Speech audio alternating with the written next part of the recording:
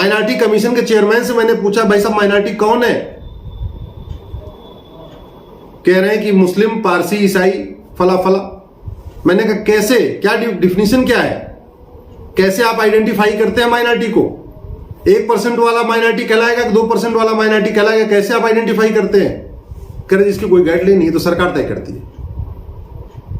सरकार में मैंने कई मंत्रियों से पूछा, मुझे अल्पसंख्यक की परिभाषा बता दीजिए, अल्पसंख्यक को पहचानने का तरीका बता दीजिए, कैसे आप, वो कौन सी गाइडलाइन है जिसके अंतर्गत आप माइनॉरिटी आइडेंटिफाई करते हैं? नहीं पता। नमस्ते साथियों, आज हम बात करेंगे माइनॉरिटी कमीशन और माइनॉरिटी अफेयर मिनिस्ट्री की। माइनॉरिटी कमीशन के लिए 1992 में 1992 में नरसिम्हा राव की सरकार ने एक कानून बनाया जिसको कहते हैं नेशनल माइनॉरिटी कमीशन एक्ट। और उसके बाद 1993 में 5 कम्युनिटीज को माइनॉरिटी घोषित कर दिया। उसके बाद 2004 में माइनॉरिटी एजुकेशन एक्ट बना। 2006 में अलग से माइनॉरिटी अफेयर मिनिस्ट्री बन गई। तो पहली बात तो ये कि जब 1992 में माइनॉरिटी कमीशन बना, क्या उसके पहले भारत के माइनॉरिटी असुरक्षित थे? आखिर किस लिए बनाया गया 1992 में माइनॉरिटी कमीशन एक्ट? दूसरा, 2006 में जो माइनॉरिटी अफेयर मिनिस्ट्री बनाई कांग्रेस की सरकार ने, क्या उसके पहले यहां पे माइनॉरिटीज का कल्याण नहीं हो रहा था, अल्पसंख्यक कल्याण नहीं हो रहा था, जो 2006 में अलग से एक अल्पसंख्यक कल्याण मंत्रालय की जरूरत पड़ गई? इसको आप जरा समझिए, इसकी बैकग्राउंड।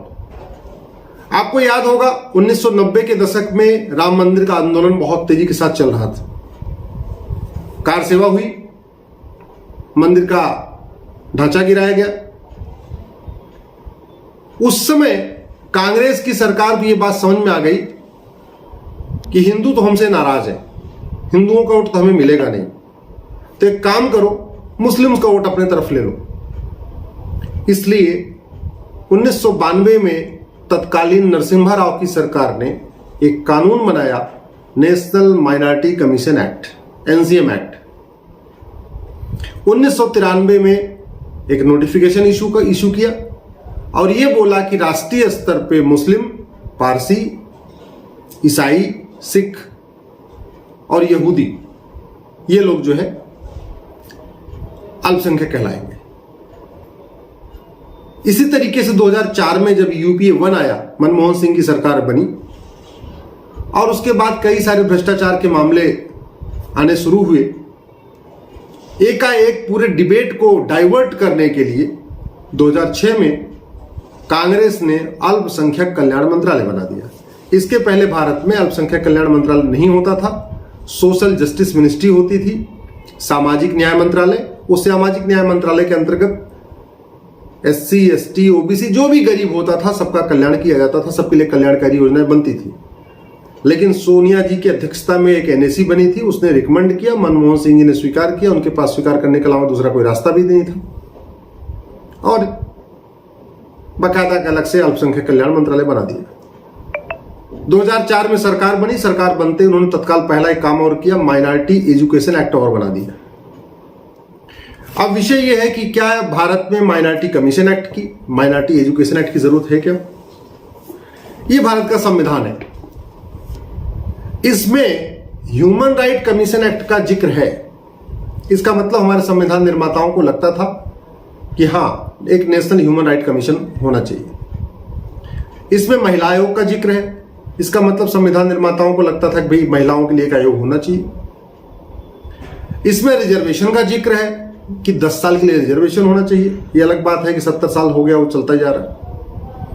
लेकिन भारत के संविधान में कहीं पे भी माइनॉरिटी कमीशन या माइनॉरिटी एजुकेशन एक्ट या माइनॉरिटी अफेयर मिनिस्ट्री का कहीं कोई जिक्र नहीं। भारत में मदरसे बनेंगे, मदरसे चलेंगे, कॉन्वेंट बनेंगे, कॉन्वेंट चलेंगे, इसका कहीं कोई जिक्र नहीं। मैं आपके माध्यम से ये संविधान आपको दिखा रहा हूं और चुनौती भी दे रहा हूं इस देश के नेताओं और अभिनेताओं और बुद्धिजीवियों को कि मुझे संविधान में एक जगह दिखाइए जहां लिखा हो कि माइनॉरिटी कमीशन होना चाहिए और माइनॉरिटी फिल्म मिनिस्ट्री होनी चाहिए। न संविधान में माइनॉरिटी डिफाइन है, न माइनॉरिटी एक्ट में माइनॉरिटी डिफाइन है, न माइनॉरिटी एजुकेशन एक्ट में माइनॉरिटी डिफाइन है, न माइनॉरिटी कमीशन एक्ट में माइनॉरिटी डिफाइन है, न भारत के संविधान में तो है ही नहीं, उसका तो मतलब ही नहीं है। इसके बावजूद माइनॉरिटी कमीशन चल रहा है, minority education act, education institution commission चल रहा है, माइनॉरिटी फिल्म मिनिस्ट्री चल रही है। करोड़ों का, हजारों करोड़ रुपए माइनॉरिटी के नाम पे खर्च हो रहे हैं, लेकिन कौन माइनॉरिटी को नहीं किसी को पता, न संविधान को पता, न किसी कानून को पता, न सरकार को पता, न आयोग को पता। माइनॉरिटी कमीशन के चेयरमैन से मैंने पूछा, भाई साहब माइनॉरिटी कौन है? कह रहे हैं कि मुस्लिम, पारसी, ईसाई, फला फला। मैंने कहा कैसे, क्या डिफिनेशन क्या है, कैसे आप आइडेंटिफाई करते हैं माइनॉरिटी को?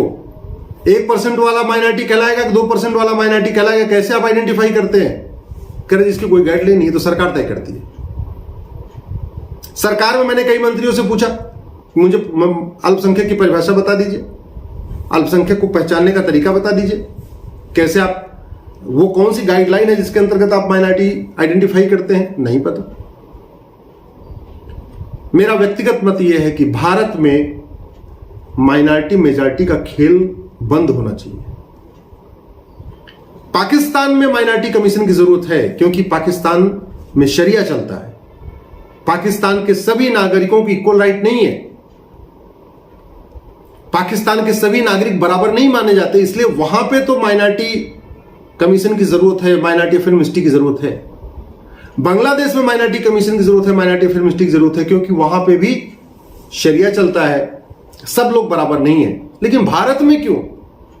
अरे जब भारत का आर्टिकल 14 कहता है कि इस देश के सभी नागरिक समान हैं, आर्टिकल 15 कहता है कि जाति, धर्म, भाषा, क्षेत्र के आधार पर कोई भेदभाव नहीं होगा, आर्टिकल 16 कहता है सबको समान अवसर मिलेगा, आर्टिकल 19 कहता है कि देश के सभी नागरिकों को, चाहे वो हिंदू हो या मुसलमान, पारसी हो या ईसाई, कहीं पे भी जाके रहने, कहीं पे जाके बसने, कहीं पे भी जाके रोजगार शुरू करने, कहीं पे भी जाके अपना घर मकान बनाने, सबको बराबर अधिकार मिला हुआ है।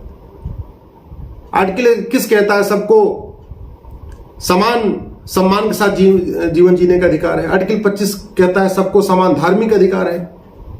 फिर अल्पसंख्यक बहुसंख्यक का जहर क्यों घोला जा रहा है? पाकिस्तान में आर्टिकल नहीं है, पाकिस्तान में कहीं संविधान में लिखा हुआ है कि हिंदू, मुस्लिम, पारसी, ईसाई सब समान है, सबको समान नागरिक अधिकार, सबको समान धार्मिक अधिकार, सबको सब आर्थिक अधिकार, वहां नहीं है।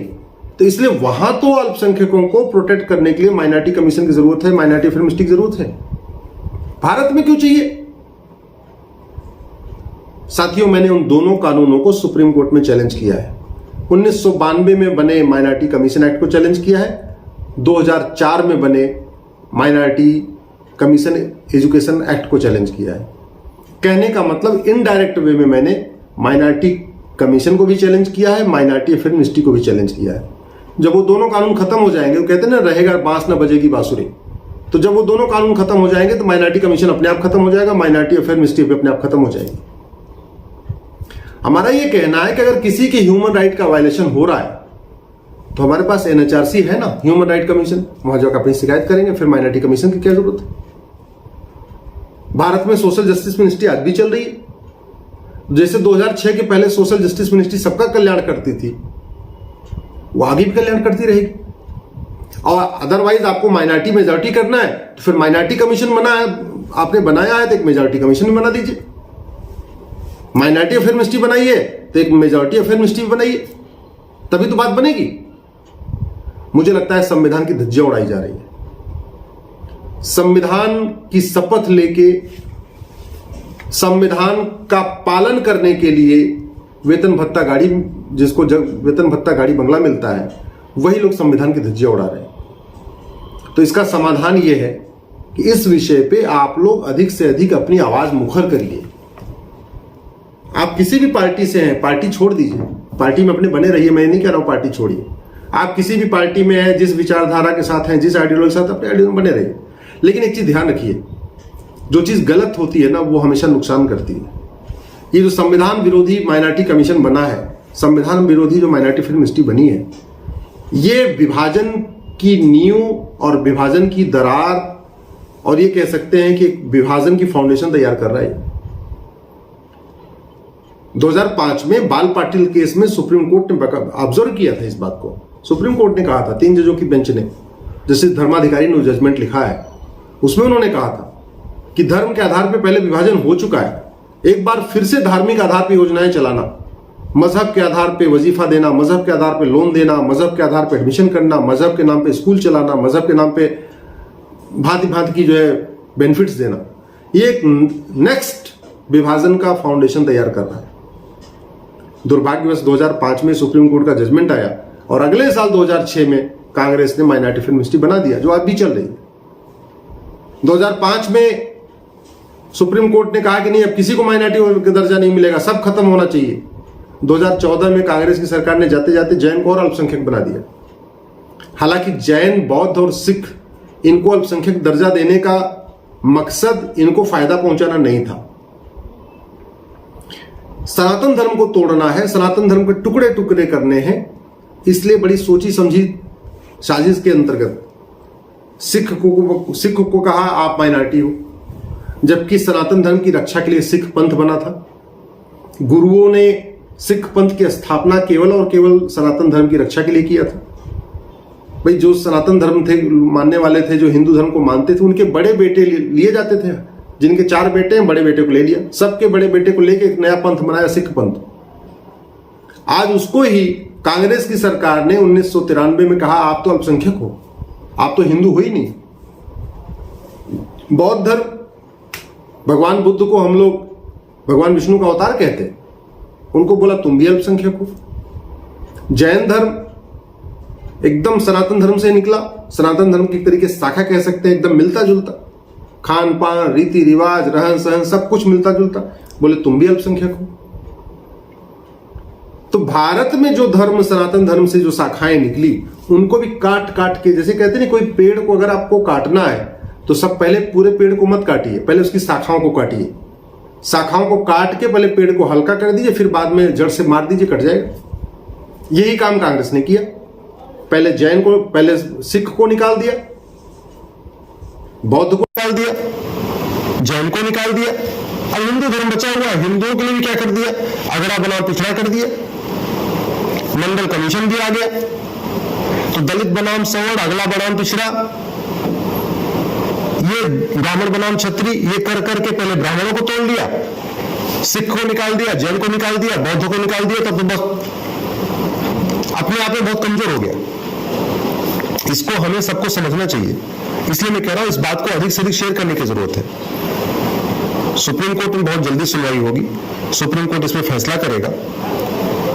केंद्र सरकार क्या स्टैंड लेता है मुझे नहीं पता, अभी तक केंद्र सरकार ने कोई स्टैंड नहीं लिया है, लेकिन मैं वहां पे अपनी दलीलें दे रहा हूं। हमारा ये कहना है, जब भारत में सब लोग समान है, भारत में संविधान है, और संविधान का मतलब ही होता है समान विधान।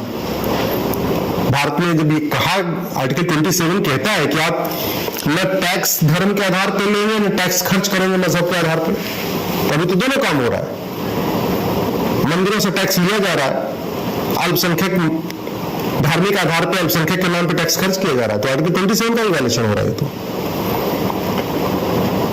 आज इतनी बात आपसे करनी थी।